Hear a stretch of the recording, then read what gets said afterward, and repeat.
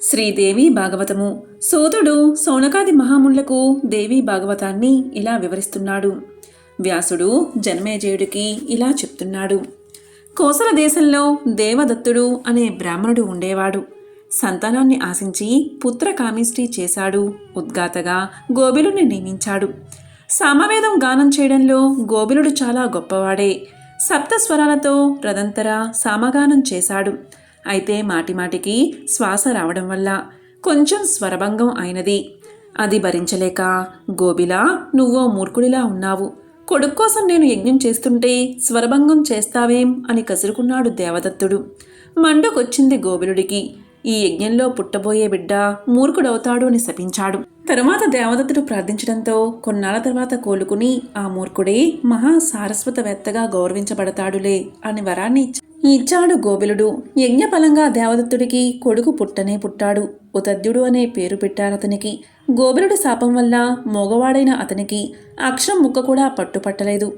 చదువులేని వాడికి బ్రాహ్మణ సమాజంలో ఏం గౌరవం ఉంటుంది? అందువల్ల దేవదత్తుడికి కూడా తలకొట్టినట్టు ఉండేది. కొన్నాళ్లకి బాగుపడతాడని గోబిలుడు చెప్పాడే కాని ఆ ఛాయలు ఏమీ లేవు ఉతద్యుడిలో. చివరికి ఇంట్లోంచి తరిమేశారు యజ్ఞపుత్రుణ్ణి. గంగా తీరాన అడవిలో గుడిసె వేసుకుని ఉండసాగాడు ఉతద్యుడు. నోట పలుకు లేదన్న మాటే కాని అతనేనాడు సత్యానికి ఎడం కాలేదు.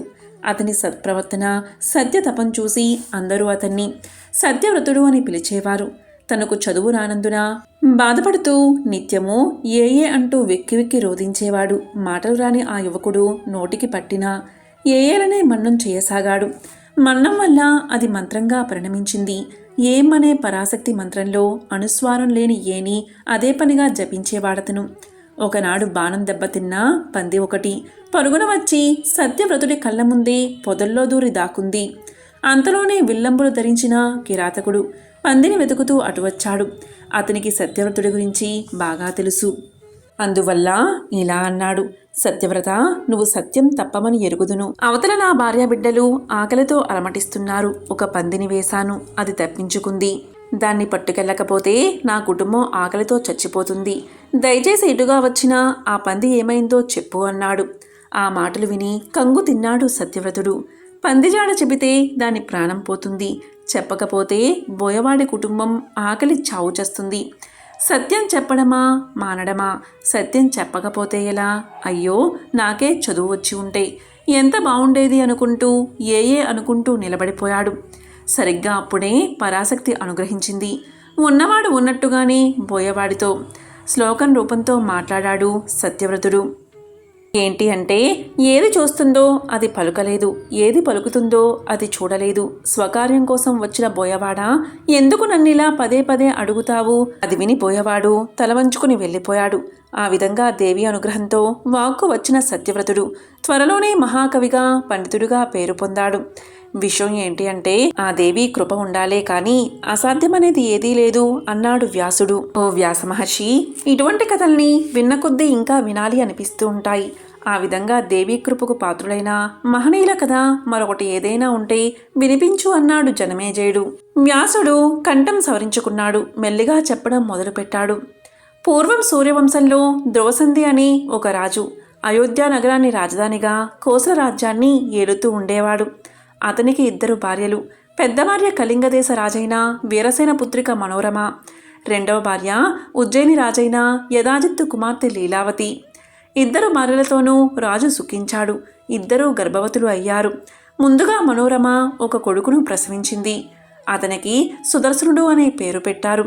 సరిగ్గా నెల తిరిగేసరికి లీలావతి ఒక కుమారుణ్ణి ప్రసవించింది. అతనికి సత్రజిత్తు అనే పేరు పెట్టారు. పిల్లలిద్దరూ దినదిన ప్రవర్ధమానంగా పెరుగుతున్నారు. ఆ సమయంలో ధ్రువసంధి వేటకని వెళ్ళి ఒక సింహం బారిన పడి దివంగతుడు అయ్యాడు. అది తెలిసి అటు వీరసేనుడు, ఇటు యదాజిత్తు సర్వ సైన్యాలతో అయోధ్య చేరారు. ధ్రువసంధి తర్వాత తన దౌహిత్రుడైన సుదర్శనుడే రాజ్యానికి వారసుడు అని వీరసేనుడు, తన దౌహిత్రుడైన శత్రుజిత్తే రాజు కావాలని యదాజిత్తు వాదించుకున్నారు. వాదన యుద్ధానికి దారితీసింది. యుద్ధంలో వీరసేనుడు మరణించాడు. అది తెలిసిన మనోరమ, సవతి అయిన లీలావతి, దాయాది అయిన శత్రుజిత్తు తన కొడుకును ఏం చేస్తారో అనే భయంతో మంత్రి అయిన విదలుడి సాయంతో కాశీ పారిపోయింది. గంగకి ఆనుకుని ఉన్న అడవిలో నిషాదులు ఆమెను దోచుకున్నారు. కట్టుబట్టలతో కన్నబిడ్డతో ఆమె భరద్వాజుడి ఆశ్రమం చేరి శరణు వేడింది. విదల్లుడు, ఆమె, సుదర్శనుడు భరద్వాజుడి ఆశ్రమంలోనే కాలక్షేపం చేయసాగారు. శత్రుశేషం ఉండకూడదు అనే రాజనీతి ప్రకారం మనోరమ సుదర్శనుల అనుపానాల గురించి గూఢాచారులు నియమించాడు యదాజిత్తు. భరద్వాజ ఆశ్రమంలో ఉన్నారనే కబురు అందగానే సైన్య సమేతంగా దండు వెళ్ళాడు. అది విని మనోరమ గొల్లుమంది. భరద్వాజుడు ఆమెను ఓదార్చాడు. యదాజిత్తుతో స్వయంగా మాట్లాడాడు. వశిష్ఠాశ్రమం నుంచి హోమధేనువు ఎత్తుకుపోయాడు కౌశికుడు. ఏం సాధించాడు నా ఆశ్రమం నుంచి? మనోరమ సుదర్శులను ఎత్తుకెళ్ళినా నీకు అదే గతి పడుతుంది అని హెచ్చరించాడు. సహస్రులతో సమాలోచన జరిపాడు యదాజిత్తు. బ్రాహ్మీ బలం ముందు తమ తామసం చెల్లది అనుకున్నాడు. వెనుతిరిగి వెళ్ళినా మనసులో పగమాత్రం అలాగే ఉంది అతనికి. ఒకసారి ఆశ్రమంలోని మునుకుమారులతో ఆడుకుంటున్నాడు సురసునుడు. విరలుడి వైఖరి చూసిన ఒక మునికుమారుడు క్లిబా క్లిబా అన్నాడు. విదలుడు నవ్వుకున్నాడు. సుదర్శనుడు మాత్రం ఆ క్లిబలోని క్లీని పట్టుకున్నాడు. విచిత్రంగా తోచింది ఆ వాక్కు అతనికి. దానికి పూర్ణాను స్వరం చేర్చి క్లీం అని జపించసాగాడు. క్లీం అనేది కామరాది బీజమంత్రం. అదేది అతనికి తెలియదు. అప్పటికి తను 5 ఏళ్ల కుర్రవాడు కావడం వల్ల ఆ శబ్దం అతన్ని వింతగా ఆకర్షించింది. అందువల్ల అదే పనిగా జపించేవాడు. సుదర్శనుడికి 11 సంవత్సరాలు వచ్చాయి. భరద్వాజుడు అతనికి ఉపనయన సంస్కారం జరిపించాడు. వేదాలు నేర్పించాడు. ధనుర్విద్య నేర్పించాడు. నీతిశాస్త్రం నేర్పించాడు. కామరాజ మంత్ర జప ప్రభావం వల్ల సుదర్శనుడికి అవన్నీ ఇట్టే పట్టుబడిపోయాయి. ఒకసారి అతనికి దేవీ దర్శనం అయింది. ఆ దర్శనంలో ఆమె ఎర్ర కలవలు, ఎర్రటి నగలు ధరించి ఎర్రటి శరీరకాంతితో గరుడ వాహనం మీద కనిపించింది. మహా ఆనందపడిపోయాడు సుదర్శనుడు. మరికొన్నాళ్లకు అంబిక అతనికి విల్లు, అమ్ములు, కవచం, తూనీరం ప్రసాదించింది. సుదర్శనుడు ఎదిగి రాటుతేలాడు. అది తెలిసిన శృంగ బేర నిషాదరాజు అతనితో స్నేహం కలిపాడు. 4 గుర్రాలు పూంచి మంచి జెండాతో సమస్త సామాగ్రులతో నిండి ఉన్న రథాన్ని సుదర్శనుడికి కానుకగా ఇచ్చాడు. సుదర్శనుడు స్వీకరించాడు. త్వరలోనే నువ్వు నీ రాజ్యాన్ని గెలుచుకుంటావులే అని చెప్పి వెళ్ళిపోయాడు నిషాదరాజు. అంతా ఆ మాటే అనేవారు సుదర్శనుడితో. కానీ ఎలా గెలుస్తాడు?